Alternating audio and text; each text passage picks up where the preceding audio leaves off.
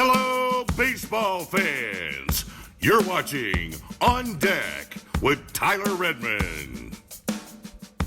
Welcome into On Deck. I'm Tyler Redmond. As always, thank you so much for checking out the channel. I do appreciate it. While you're here, do me a favor. Like this video, subscribe to this channel, hit the bell for notifications so that you can stay up to date with everything going on here at On Deck and, of course, with the Atlanta Braves, who will be taking on the New York Mets tonight to find out just how the National League East will shape up. Can the Braves beat the Mets and head into the postseason with momentum and a division championship? We're going to find out tonight as Jacob deGrom will be taking on Max Fried in Atlanta for all the marbles. Now, Jacob deGrom, we talked about this last night. Jacob deGrom has had some struggles this year. He has not been quite as elite as we know him to be, and it really showed itself in his last start against Oakland. More on that in a second. But this year, Jacob deGrom has a 5-3 record, a 2.93 ERA, 91 strikeouts, a 74 WHIP, and 58 1/3 innings pitched. Max Fried, on the other hand, a 13-7 record,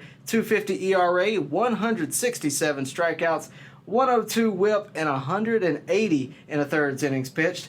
Needless to say, they've had two very different years. Max Fried has had a complete year, while Jacob deGrom has not only had a stinted year, but he's had an abnormal year. He has had a year where he has not looked like himself at points, and at other times he looks great. So it's going to all come down to tonight. Who shows up tonight? You know, regular season stats, they can mean something in the long run, but when you're trying to look at a game-by-game scenario, they mean nothing. And we are here now. We are at the end of the season. It's all about who shows up, not only for tonight, but for this series and really for the next 6 games to end the regular season headed into the postseason. Now, again, all about who can perform tonight. Both of the team's aces are on the mound, Max Fried and Jacob deGrom. It doesn't get any bigger in the regular season than tonight. It will have a postseason feel. Atlanta, sold-out stadium. It's going to be fun. Fried for the Braves, that is easily the biggest appearance he has had since Game 6 of the World Series last year, and we all know how that went. All Braves fans can hope for is that he is up for the challenge again tonight. For deGrom, that conversation's pretty interesting because, again, deGrom has really not looked like himself as of late. For the Mets side of things, there's questions amongst New York media that deGrom's willingness to go all out isn't there, especially since it seems like he will be opting out of his contract at the end of the season. I'm just kind of curious on whether he'll be that dominant Jacob deGrom that we saw early when he came back off the injury, or whether he's going to be kind of not a shell of himself, but not quite Jacob deGrom the way he's been over the last couple of starts. See, here's my big concern in Oakland. And you automatically think, well, he can't, when he's healthy, pitch like that. It's impossible. So then your mind starts to wander and go, well, is he hurt? Now, my mind wanders here. Maybe I'm wrong, but this guy is this close to opting out and signing a mega deal. Is he not throwing as hard? Is this why he's adding different pitches all of a sudden? He would probably like to walk into the offseason with a healthy arm so he can get the best deal. That being said, I don't buy into that. I think Jacob deGrom is a competitor. I think he's going to want to win tonight. I think he's going to give his best effort. But coming off Tommy John, it may just not be there for Jacob deGrom. That being said, his latest start was his worst in recent memory. The Mets put up 3 runs in the first inning for deGrom against Oakland, and he only pitched 4 innings, giving up 5 earned runs. Once again, that was against the Oakland A's. The Mets would go on to lose that game 10-4, and I'm not saying that that's the deGrom that the Braves can expect to play against tonight. He's obviously going to try to bring his best stuff, but if there is a weakness there, the Braves' offense will certainly find it and will certainly take advantage. If deGrom does not have his best stuff, the Braves have to take advantage. In his last 3 starts, he's given up 11 runs against lackluster teams. That's the Cubs, the Pirates, and the A's, none of which are even competing in the postseason. So that being said, with a team like the Braves, the defending World Series champs, the team that's been back and forth with the Mets all year, you got to think that they would have just as good a shot to beat the Mets tonight as any of those teams did. But again, that's why we play these games, to find out. For the Braves, with Fried on the mound, they have to expect to win this game. They have to go in thinking that this game is a must-win. It would be awesome if the Braves could somehow manage to sweep the Mets. It would be an epic turn of events. Is it likely? Not really. But nothing special in sports ever is. If the Braves can win Game 1 and raise momentum, anything is possible.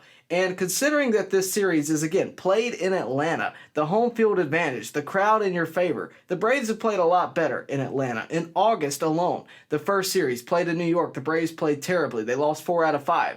2 weeks later, they take on the Mets in Atlanta and win 3 out of 4. Home field advantage has been a big difference maker for the Braves. It happened last year throughout the postseason, and we've seen it take place this year as well. I really think that's going to be a major factor here, and for the Braves, it's going to have to be.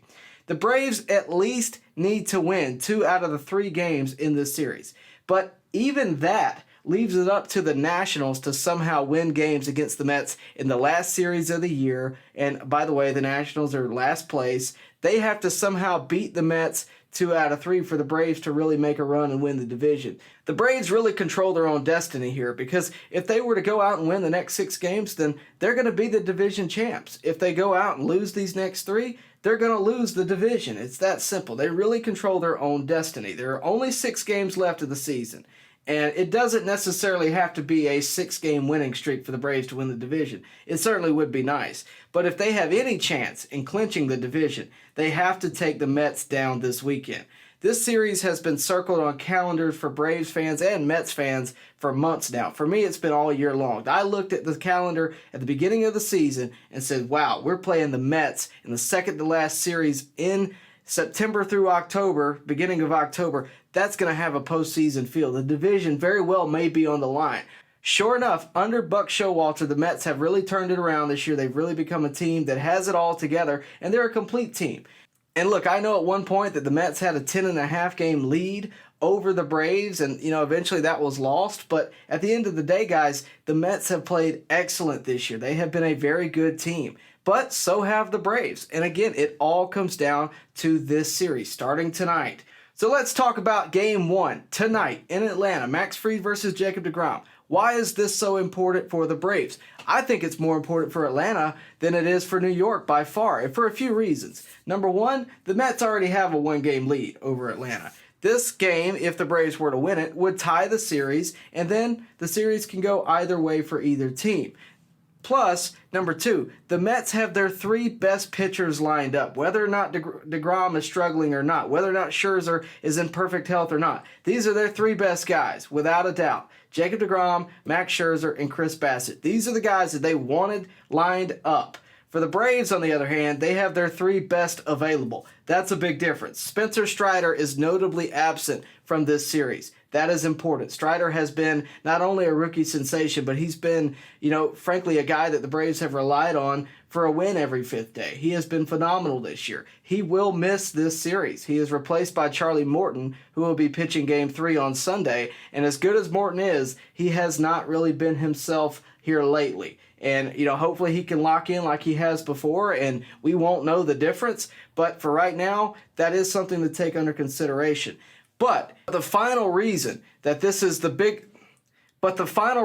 tonight's game 1 of this series is more important for the Braves than it is for the Mets, you cannot count on wins past tonight. You can't.